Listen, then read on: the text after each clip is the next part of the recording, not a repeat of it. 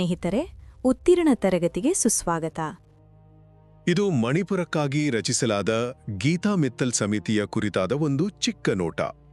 ಮೂಲತಃ ಮಣಿಪುರದಲ್ಲಿ ನಡೆದ ಮೈತೇಯಿ ಕುಕಿ ಘರ್ಷಣೆಗಳಿಂದ ತೊಂದರೆಗೆ ಒಳಗಾದವರಿಗೆ ನ್ಯಾಯ ಮತ್ತು ಪರಿಹಾರ ಕೊಡೋಕೆ ಸುಪ್ರೀಂ ಕೋರ್ಟ್ ಈ ಸಮಿತಿಯನ್ನ ನೇಮಿಸಿದೆ. ಮೊದಲನೆಯದಾಗಿ ಈ ಸಮಿತಿಯ ರಚನೆ. ಇದರ ವಿಶೇಷತೆ ಏನು ಗೊತ್ತಾ?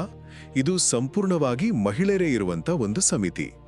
ಜಮ್ಮು ಕಾಶ್ಮೀರ ಹೈಕೋರ್ಟ್ನ ಮಾಜಿ ಮುಖ್ಯ ನ್ಯಾಯಮೂರ್ತಿ ಗೀತಾ ಮಿತ್ತಲ್ ಇದರ ನೇತೃತ್ವ ವಹಿಸಿದ್ದಾರೆ. ಸಂತ್ರಸ್ತರಿಗೆ ವೈದ್ಯಕೀಯ, ಮಾನಸಿಕ ನೆರವು, ಪರಿಹಾರ, ಪುನರ್ವಸತಿ ಇದನ್ನೆಲ್ಲ ನೋಡಿಕೊಳ್ಳೋದು ಇವರ ಮುಖ್ಯ ಜವಾಬ್ದಾರಿ. ಎರಡನೇದಾಗಿ ಈ ಸಮಿತಿಯ ಅಧಿಕಾರ. ಸಂವಿಧಾನದ 32 ಮತ್ತು 142ನೇ ವಿಧಿಗಳ ಅಡಿಯಲ್ಲಿ ಇದನ್ನು ರಚನೆ ಮಾಡಲಾಗಿದೆ. ಅಂದ್ರೆ ಪೂರ್ತಿ ನ್ಯಾಯ ಒದಗಿಸೋಕೆ ಸುಪ್ರೀಂ ಕೋರ್ಟ್ಗೆ ಇರೋ ವಿಶೇಷ ಅಧಿಕಾರ ಅಡಿ ಇದು ಕೆಲಸ ಮಾಡುತ್ತೆ. ಇತ್ತೀಚೆಗೆ ಇದರ ಅಧಿಕಾರಾವಧಿಯನ್ನ ಜುಲೈ 31, 2026ರವರೆಗೆ ಅಂದ್ರೆ ಇನ್ನೂ 6 ತಿಂಗಳು ವಿಸ್ತರಿಸಲಾಗಿದೆ.